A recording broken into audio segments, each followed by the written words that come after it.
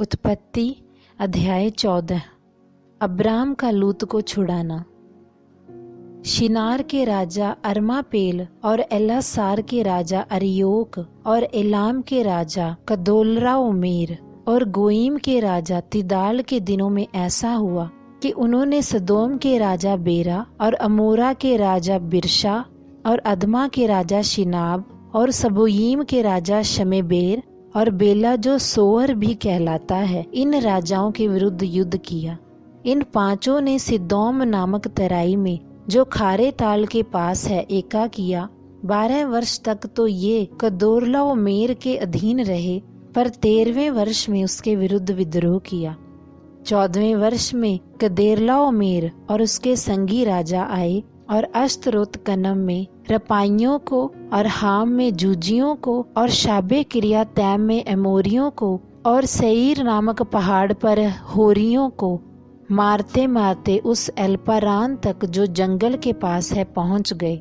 वहां से लौटकर एमनी शपात को आए जो कादेश भी कहलाता है, और अमालेकियों के सारे देश को और उन एमोरियों को भी जीत लिया जो हससोनता मार में रहते थे।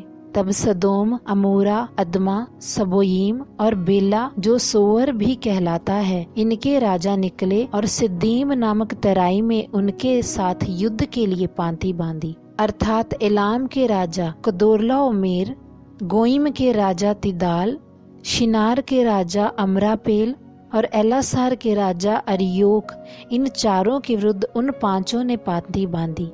सिदोम नामक तराई में जहाँ लसार मिट्टी के गड्ढे ही गड्ढे थे, सदोम और अमोरा के राजा भागते भागते उसमें गिर पड़े और जो बचे वे पहाड़ पर भाग गए। तब वे सदोम और अमोरा के सारे धन और भोजन वस्तुओं को लूट लाट कर चले गए, और अब्राम का भतीजा लूत जो सदोम में रहता था, उसको भी धन समेत वे लेकर चले गए। तब एक जन जो भागकर बच निकला था, उसने जाकर इब्री अब्राम को समाचार दिया। अब्राम तो अमोरी ममरे जो एशकोल और आनेर का भाई था, उसके बांज वृक्षों के बीच में रहता था, और ये लोग अब्राम के संग वाचा बांधे हुए थे।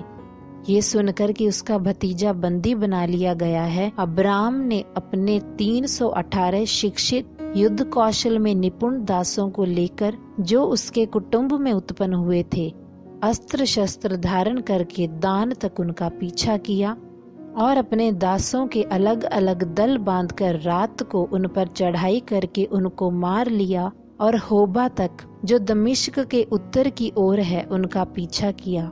और वह सारे धन को और अपने भतीजे लूत और उसके धन को और स्त्रियों को और सब बंदियों को लौटा ले आया। मलकीसदिक का अब्राम को आशीष देना। जब वे कदोरलाओमेर और उसके साथी राजाओं को जीतकर लौटा आता था, तब सदोम का राजा शावे नामक तराई में जो राजा की तराई भी कहलाती है, उससे भेंट करने के लिए आया। तब शालेम का राजा मिल्कीसदिक जो परम प्रधान ईश्वर का याचक था, रोटी और दाख मधु ले आया, और उसने अब्राम को ये आशीर्वाद दिया, परम प्रधान ईश्वर की ओर से जो आकाश और पृथ्वी का अधिकारी है, तू धन्य हो, और धन्य है परम प्रधान ईश्वर जिसने तेरे द्रोहियों को तेरे वश में कर दिया है।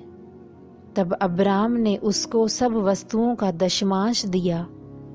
तब सदोम के राजा ने अब्राम से कहा, प्राणियों को तो मुझे दे और धन को अपने पास रख।